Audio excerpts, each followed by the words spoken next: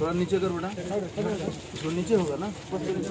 এই দুজনকে তৃণমূলের গুন্ডারা যে রুস্তম গুমটিতে থাকে তারা মেরেছে।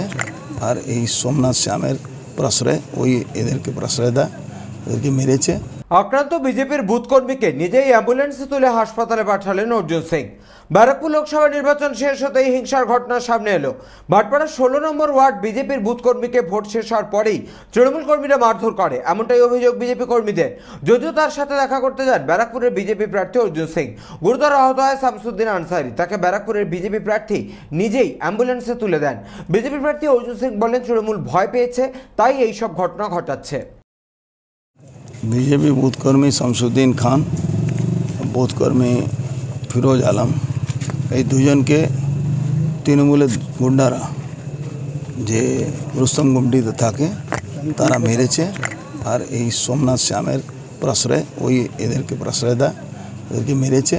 আজকে এটা প্রমাণ হয়ে গেল কি মমতা ব্যানার্জি মুসলিমদেরকে ওই কোনো তেজপাতা মতনভাবে খাওয়ার সময় বানানোতে ভালো লাগার জন্য নেয়, আর যখন ওর দলে থাকবে না তার তার তার সংহার করবে। কত নম্বর বুথের এজেন্ট ছিল আজকে? ইনি 148 নম্বর ভাটপাড়া বিধানসভা উনি ছিলেন।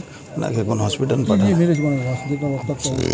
ওই স্ত্রী করা যায় না, লোহার স্ত্রী, তাই দিয়ে মেরেছে, রড বাঁশ দিয়ে মেরেছে। বয়স্ক লোক, প্রায় 70 বছর বয়স আছে। শামসুদ্দিন আনসারি, শামসুদ্দিন খান,